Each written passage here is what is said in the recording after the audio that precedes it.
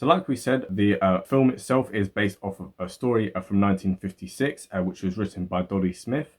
And in 1957, Walt Disney himself read the book and immediately fell in love with it and sought to obtain the rights for it. We don't know how much he was paid, but it might have been quite a lot in those days, because like in the early days, Disney didn't pay that much for people, but hopefully by this stage, she got paid a bit more. But it was a thing where Dodie Smith, she wrote the book secretly, she admitted later, with the intention that Disney would eventually end up reading it and make this into one of his films. So what Disney decided, we'll talk about this a little bit later in terms of the budget constraints, but he decided he was going to have one writer for this, right? And this one writer was going to be Bill Peet. So in many other Disney films, you end up having several writers. In like, I think Cinderella, there's like up to 8 writers. And I don't fully understand why you would do this, because as a scriptwriter myself, it seems maybe for the comedy scenes it makes sense, but for other things it's a bit superfluous.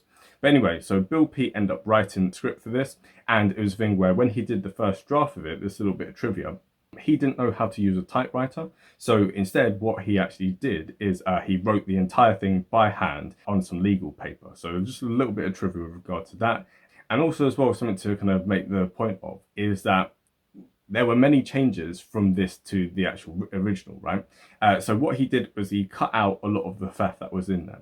So for instance, Cruella de Vil, she in the original has a cat. They decided to scrap that. There was originally going to be 2 Dalmatian mothers. They decided to shrink that down just into the role of Perdita. The thieves, they were also going to be gypsies, and for once, Disney decided not to target a marginalized racial group, and instead, like, they just regular thieves.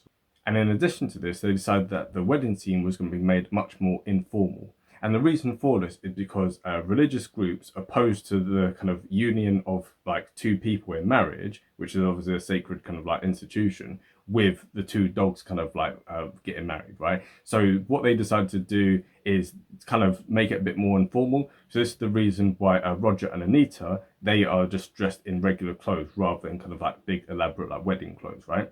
And he also made some other minor changes to the names and the gender of different characters, but some of that stuff is a bit too trivial, so we'll kind of park that for now. If you really want to check it out, then go do the research yourself. But that essentially sums up the creative process that went into the making of the film. And you know that Bill Peet did a great job because Dodie Smith, of all people, said that she liked the script, right? It's very rare for script writers to adapt a story and for the original person like to actually still like it. But it's a thing where she was like, actually, you've improved it, you've neatened up the story, and yeah, you just made it better in every single way. So that kind of explains the creative process, right? And now we're going to be talking about the story of the studio, right? So this is all kind of like the nitty gritty behind the scenes kind of stuff.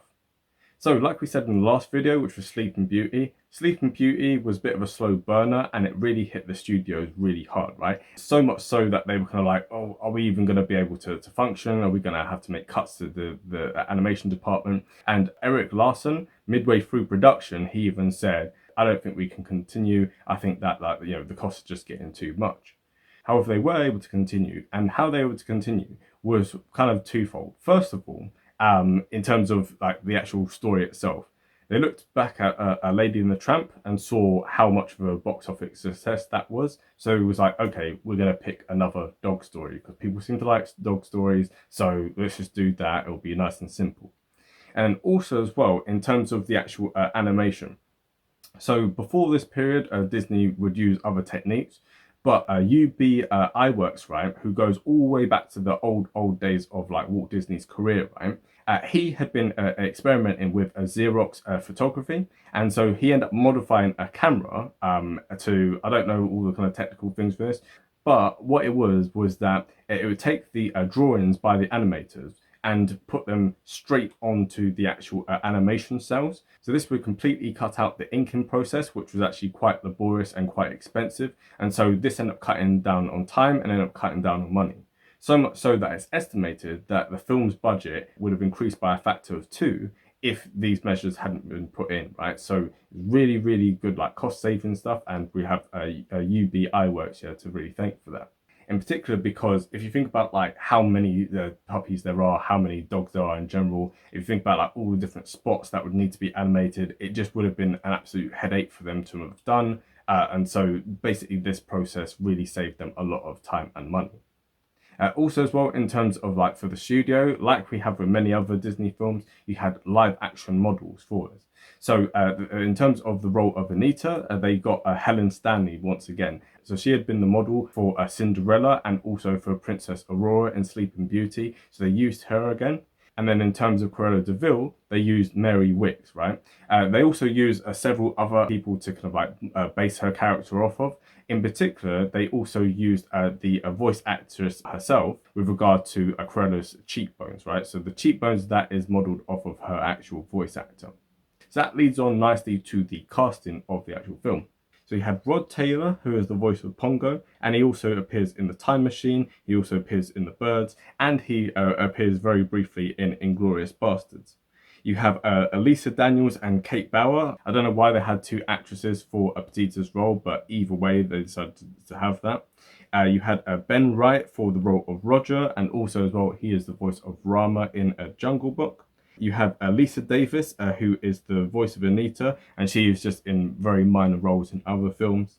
You have Frederick Warlock, who is the voice of Horace the Burglar, and he appears in Spartacus. You have J. Pat O'Malley, who is the voice of Jasper, and he is the voice of Tweedledum and Tweedledee in Alice in Wonderland, as well as he appears briefly in Mary Poppins, and in The Jungle Book, he is the voice of Colonel Harty and one of the vultures. So we covered him in more detail in our Alice in Wonderland video, so definitely go and check that out for a bit more. And then in terms of Martha Wentworth, right, she is the voice of the maid, and her voice was used again in the next film, which is Sword and Stone. So definitely stay tuned for that when that comes out. And she is the voice of Madam Mim in that. Two actresses who had been in previous Disney films is Lucille Bliss and Barbara Luddy, and they are the voice of some of the puppies, right? Obviously you have loads of puppies, not all of them have voices and stuff, and many of them are just child actors who weren't in anything else in particular. And then the voice of Cruella de Vil was done by Betty Lou Gerson. So she is in a Cinderella, she's in Mary Poppins, and also she's in the film from the 1990s, which is Cats Don't Dance, which I personally really like as well. So that explains the casting of the actual film. And now we're going to be talking about the themes and the history of it. So first of all, obviously you have the kind of motive of the struggling artist in Roger, right? So, you know, he's struggling at the beginning of the film, and by the end, he ends up making a success of it. And then also as well, you have the themes of like family, you have the themes of community, like everyone in like the whole of like London and the home counties is trying to like help these guys and stuff. And also as well, we see within this film, the first kind of demonstration of the new TV generation, right? So in the early 1960s, across the Western world, people were starting to like have TVs in their homes a lot more. And it was a thing where you can already see from this, the level of like trash TV that these people are absolutely glued to, right? So much so that like the burglars, you know, they won't even do the hit on the actual like puppies until their show's finished, right? So it's kind of like an early reflection on what the kind of TV was like doing to that generation and like what it's done to subsequent generations. So it's quite interesting to see that. Also as well, you have the kind of very stereotypical like view that Americans had of English people in the 1960s. So you have like stiff upper lip people, you have like, you know, very like kind of like posh people, you have Cockney like working class people. So it's quite an interesting kind of look at like English society from like an outside perspective. And also as well, Disney, like in some other films as well, was really ahead of his time on the issue of like animal welfare. So we see this with Dumbo, we see this with Bambi. It kind of like plants seeds in like the younger generation, and then like as time goes on, people grow up and they always have that little bit inside them that like cares about animals, whereas in prior generations people wouldn't really have cared, right? So the anti-fur movement didn't really kick off until the 1980s and the 1990s. But at the time when this film came out, this is when people were just wearing furs, like no one ever thought like there was any kind of problem with it. But Cruella de Vil's character is the epitome of what's wrong with like the fur trade, that people are willing to go to scrupulous lengths, yeah, just to get some furs. And do they really need these furs, etc.? So I think that personally, this film kind of planted a seed in the anti-fur movement, which would kick off about 20 or 30 years later. So that explains the kind of like themes and the history of it. And then talk about the legacy of it, right?